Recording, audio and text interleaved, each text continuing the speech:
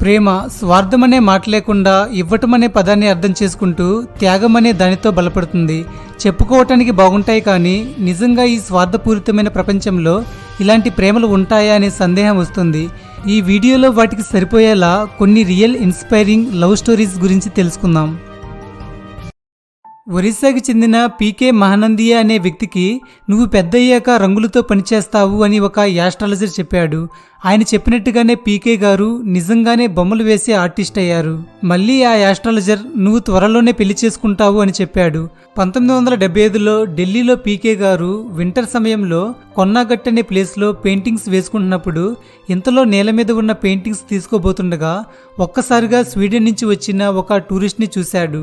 ఆ టూరిస్ట్ పేరు చర్లోటి షెడ్విన్. ఆమెను అప్పుడే మొదటిసారి చూశాడు. వెంటనే తనను ఇష్టపడటం మొదలుపెట్టాడు. పీకే గారు కేవలం 10 నిమిషాలలోనే పోర్ట్రేట్స్ గీయగలరు. దీంతో షెడ్విన్ కూడా పోర్ట్రేట్స్ గీయించుకోవటానికి ట్రై చేసింది. కానీ పీకే గీసిన పోర్ట్రేట్తో ఆమె సంతృప్తి చెందక ఇంకొక రోజు కూడా వచ్చి బొమ్మ గీయించుకుంది. కానీ అప్పుడు కూడా ఆమెకు నచ్చలేదు.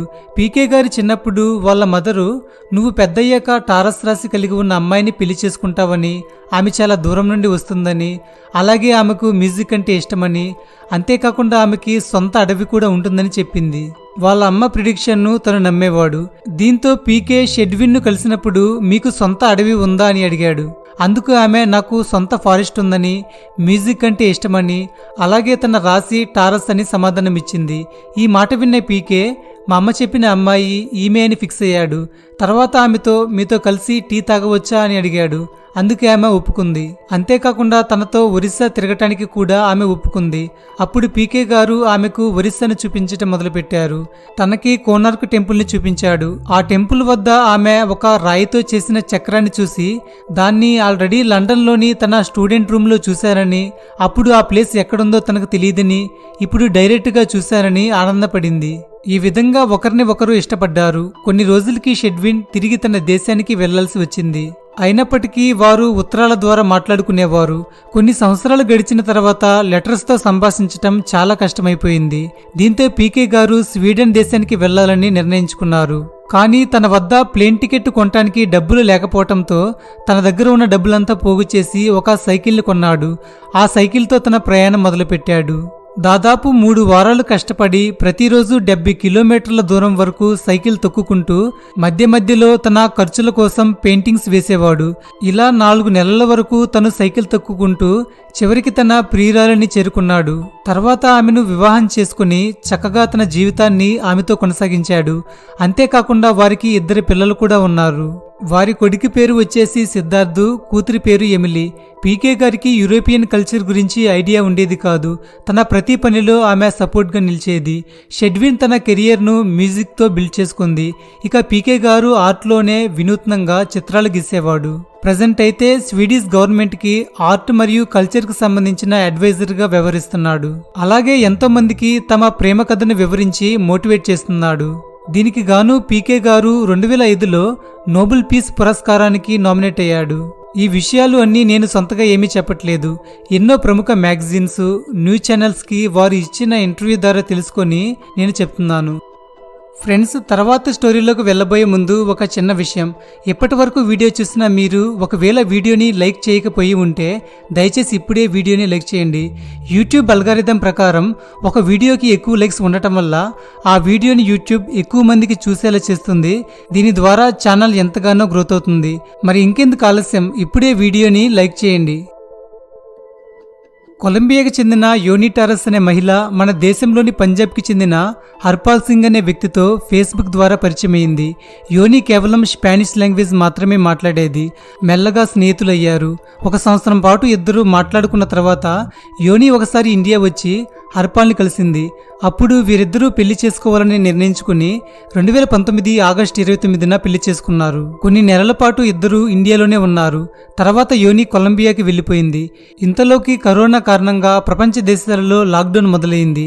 దీంతో ఎక్కడి వారు అక్కడే ఉండాల్సి వచ్చింది. హర్పాల్ సింగ్ ఒక ప్లంబర్ మరియు వ్యవసాయం కూడా చేసేవాడు. 2021 మార్చిలో హర్పాల్ తన భార్య అయిన యోని కోసం కొలంబియా వెళ్ళాలి అనుకున్నాడు.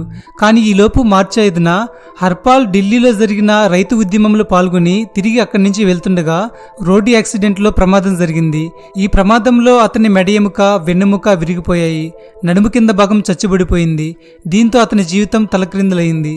కొలంబియాలో ఉన్న భార్యకి ఈ విషయం తెలిసి హర్పాల్ బాగోగులు చూసుకోవటానికి ఇండియా రావాలనుకుంది. కానీ ఆమె దగ్గర ప్రయాణం కోసం కావాల్సిన డబ్బులు లేవు. దీనికోసం తన స్నేహితుల దగ్గర కొంత అప్పు తీసుకుని తన భవిష్యత్తు ప్రణాళికలని పక్కన పెట్టేసి ఇండియా వచ్చింది. అక్కడ తను భర్తకు కావాల్సిన అన్ని సేవలు ప్రేమతో చేసింది.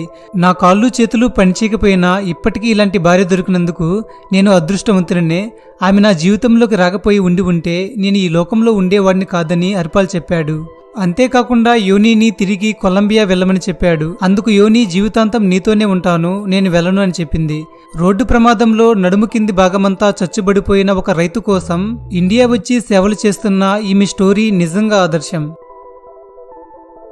రాజుల కుటుంబంలో పుట్టిన ఒక మహారాణి ఒక మధ్యతరగతి అబ్బాయిని వివాహం చేసుకోవటం, తద్వారా తన స్టేటస్ను కోల్పోవటం లాంటి సీన్స్ను మనం సినిమాస్లో మాత్రమే చూసుంటాం. కానీ నిజ జీవితంలో కూడా ఇలాంటి సంఘటనలు జరుగుతాయి.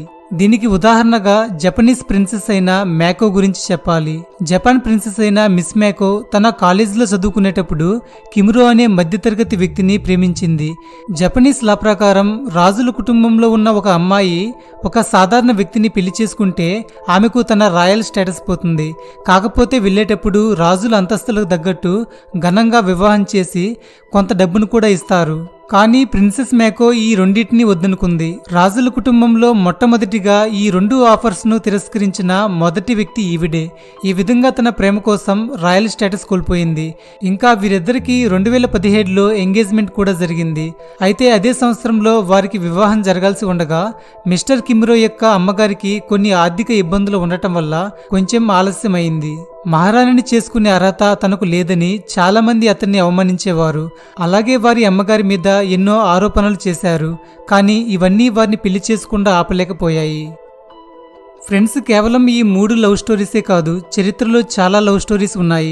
ఉదాహరణకు ఈజిప్ట్ మహారాణి Cleopatra and Mark Antony love story, Romeo and Juliet love story, మన దేశానికి వస్తే Salim and Anarkali love story, Mumtaz and Shah Jahan, Nur Jahan and Jahangir లాంటి స్టోరీస్ చాలా ఉన్నాయి. కాకపోతే వీటిలో ఎంతవరకు నిజమో కల్పితమో అనేది కొంచెం డౌట్గా ఉంటుంది. పైన చెప్పిన ఈ 3 లవ్ స్టోరీస్ మాత్రమే రీసెంట్గా జరిగిన, చూసిన, వినిన సంఘటనలు, అలాగే నాకు తెలిసిన సంఘటనలు. ఈ వీడియో మీద మీ అభిప్రాయాన్ని కామెంట్స్ ద్వారా తెలియజేయండి. అలాగే ఛానల్ని సబ్స్క్రైబ్ చేసుకుని పక్కనే ఉన్న గంటను యాక్టివేట్ చేసుకోండి. మీ ఫ్రెండ్స్ అండ్ ఫ్యామిలీ మెంబర్స్కి కూడా ఈ వీడియోని షేర్ చేయండి. Thank you for watching.